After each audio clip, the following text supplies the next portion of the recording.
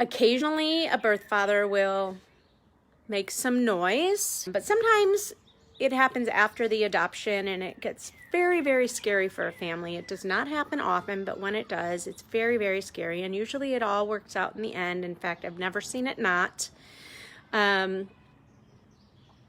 then in this situation, the birth father isn't such a good guy, and I really don't think he has a leg to stand on, but still, every time that happens, and again, I don't want to scare you, it doesn't happen often, but frankly, it makes me want to puke, and my whole body goes numb, and I couldn't shake it.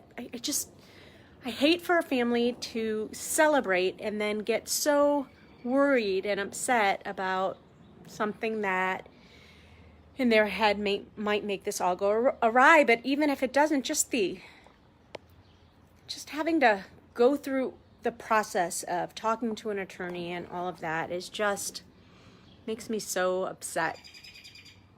And then some situations where some agencies maybe aren't giving families all the information that they're asking for, or just aren't being great with their communication, which unfortunately in the world of adoption, that's one of the sucky pieces.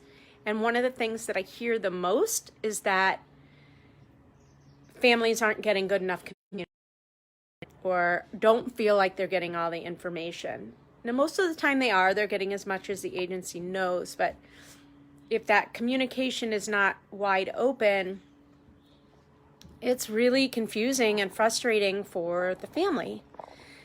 And so I had some of those calls too, and frankly, that's why a lot of agencies are using consultants more and more, is because of that, because they don't always have the bandwidth to deal both with the expectant mother and the adopting parent, the hopeful parent.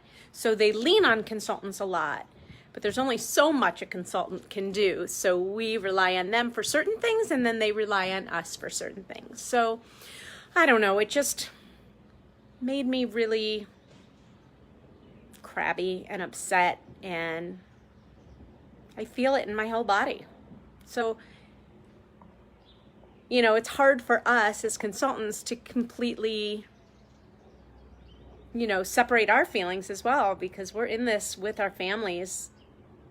Obviously not the same as if it was our own, but we're in it as if it was our own, and we support our families at such a high level that when anything goes wrong or feels icky, or when we're feeling the stress of our families, or when we're feeling that our families have a high level of stress, which by the way, a lot of families do, even when everything goes smoothly, I have a hard time not taking that on myself. And so sometimes they're scary and frustrating and hair-wringing things that happen in adoption, but we always get through them, and it's all way more positive than it is not. And so I don't want to discourage anyone from going through the adoption process, and I want to give you all lots and lots and lots of hope.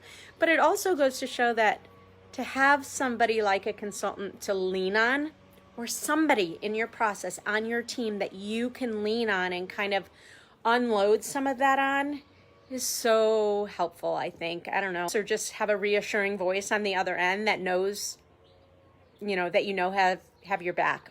Sometimes I need that too, but we only have each other. I also use an adoption therapist. Amen. Can I get an amen on that? Everybody needs one. You're going through this process? Find an adoption therapist. Don't say I don't need one. I'll call BS. You do. You might not need it today, but you're going to need it in a week from now, in a month from now, in a year from now. Promise. Promise.